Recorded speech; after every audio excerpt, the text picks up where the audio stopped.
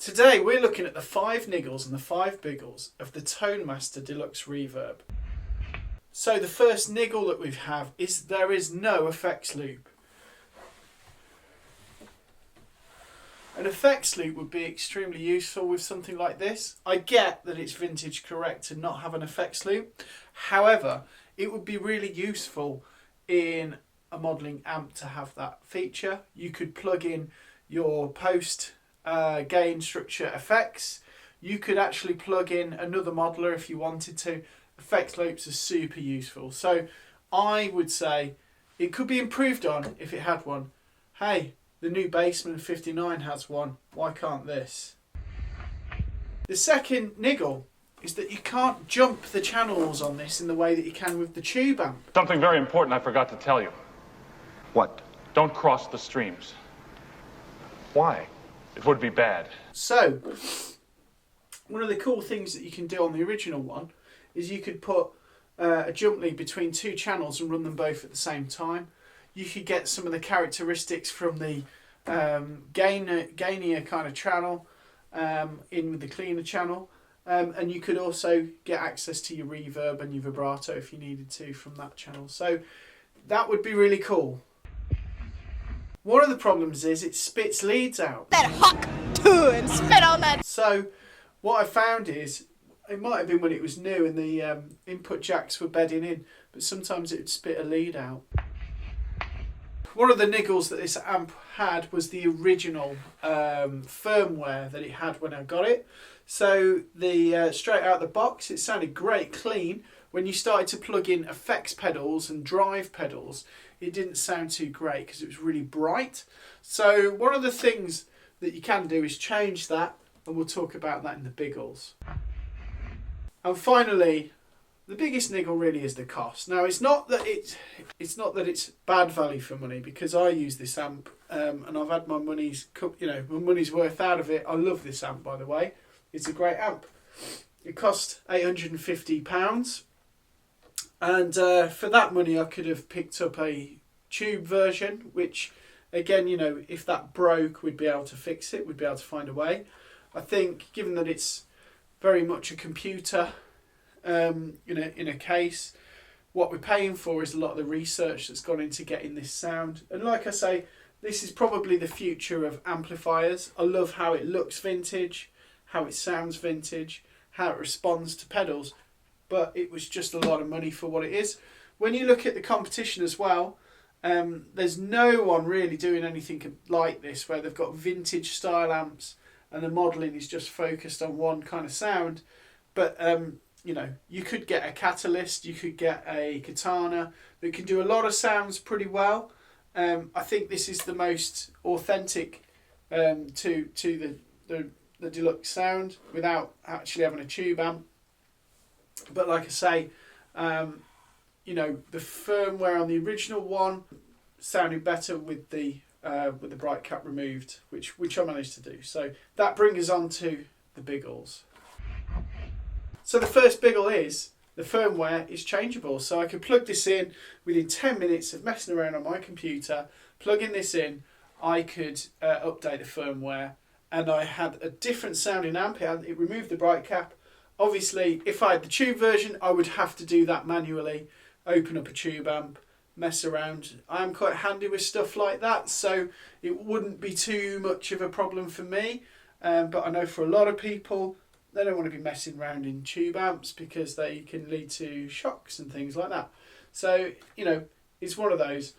Some people pay. I know on the Deluxe reissue, they've got a PCB. That means that with a PCB, it's not quite as straightforward as hand wired, and it can be a bit of a pig to get to. So that would be a biggie, is that you can update the firmware, and I'm sure in the future they might want to do that with some specials that might come along. Who knows? Another biggie is that it's no maintenance. You plug it in, it works. At some point, I'll probably put some deoxit into here and wherever things get plugged in, and switches and potentiometers, just to keep on it in terms of basic maintenance. But you know, I'm not worried about it having 9 tubes to worry about and having to replace them, especially at a time where tubes are extremely expensive and hard to get hold of.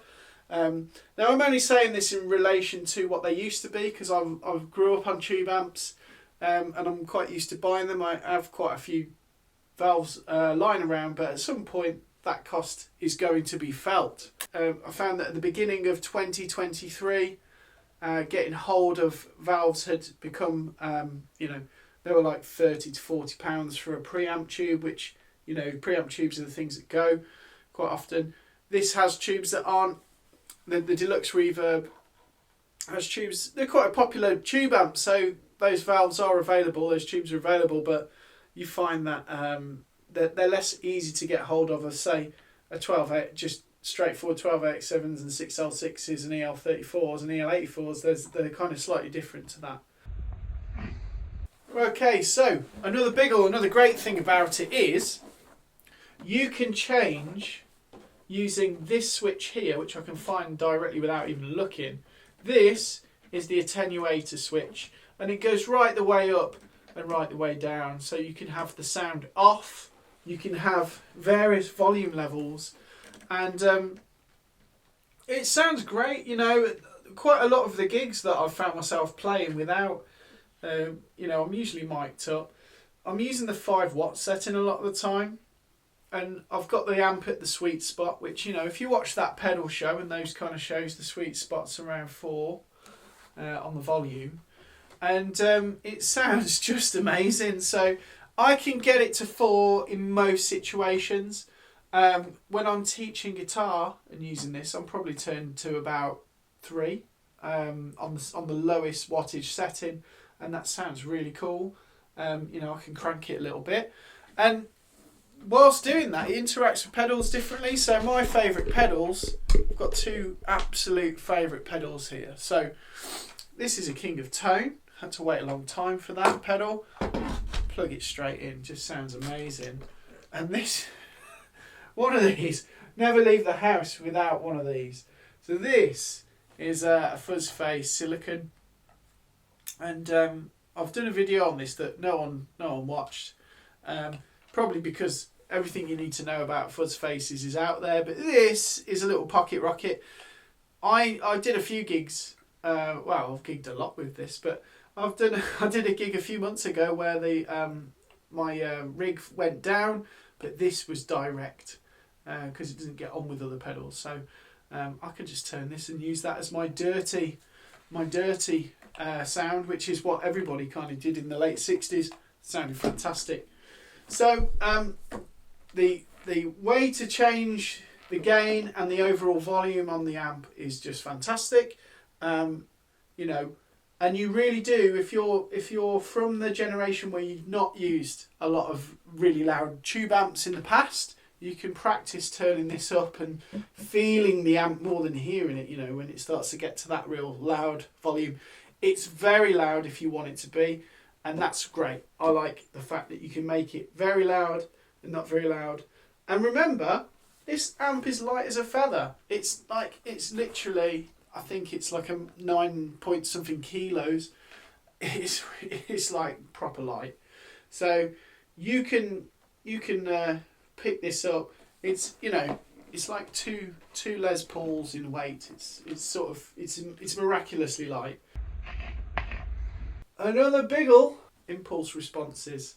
So this amp can directly plug into the PA system, and you can, you know, choose how much signal to give them, and you can have a ground lift, which is obviously really good as well, and it has 2 built-in IRs. 1, no IR. Number 2, so by doing that, you could use an IR loader or an IR box. So one of the things I've got here, this is the Invave one. So one of these are pretty cheap pieces of equipment, and you can load your own IRs and run that in, you know, so you could get a 4x10 or a 4x12 or a super reverby thing or a twin. You can make it kind of feel a bit more like that. So you can get one of these, go into this and then out into the PA system.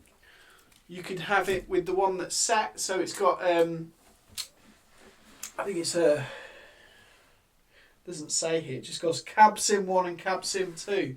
I imagine in the future they'll be able to change the cab sims in the firmware update, but there's a cab sim 1 that's like a Royer, cab sim 2 is like an SM57. I think that's the way around it is. If not, it'll be up on the screen. Those are great. I particularly like the SM57. I think that sounds more like a live gig situation than the Royer. The Royer's more of a studio, clean, condenser kind of sound. So you can kind of alter for those, and that's it's a really good kind of thing. What I've done before is sort of gone in without the cab sim when I've been recording. So I've recorded with a mic in front of it and had it recorded there as well, so it could be re-IR'd later in post. And that's a really cool little function. The fifth thing about it is the overall form factor for it and package. It looks vintage, it looks cool. When you do gigs on the professional circuit, you unload this off a truck, people know you mean business. You know, it does have a bigger impact than unloading a Boss Katana, for example. And it just looks great. I've had situations where I've been on stage, played the gig, the keys players come along and help me load the van. It's not always the singer that helps me unload, you know. And the keys player's gone, "What? That's really light. I thought that was a tube amp." And I was like, "It's a digital modeler, bro." And they're kind of like, "Wow, okay." So there's the fifth thing. It's just looks the business. It looks absolutely spot on. You can take the Tonemaster bit off. Takes you about 1 minute. With the screwdriver and just pull the pins out. It looks the real deal then. It's only when somebody lifts it and they'll find out it's light. So there we go. 5 things I don't like about it, 5 things I do. Overall, it's my favourite amp. And I just wish that Marshall did a JTM 45 like this. I wish that there was some kind of way of getting like a boogie like this, you know. My ideal amp would be a Mesa Boogie Lone Star Special done like this. I don't think that's ever going to happen, but it would be really cool. Imagine that. But to be fair, this is as close as it gets. And at the moment with my current rig, I can plug a Friedman pedal into this, and I've got my loud, plexy, angry sound that I want. And then I can just go to clean, and this is just a great, clean, scoopy, cut through, clean sound. I can add a mid boost. I can take frequencies away. It's just a really, really fantastic, shiny, chimey amp. And I recommend you try one out. If you think that it's never going to work because it's not tubes, try one out. You might still think that. You might have really good ears that you can hear that thing. I can't hear that, and I use these on daily. The struggle of maintaining tube amps on the road and touring and stuff, and getting in late at night and carrying stuff, it kind of goes away a little bit with a lighter bit of equipment.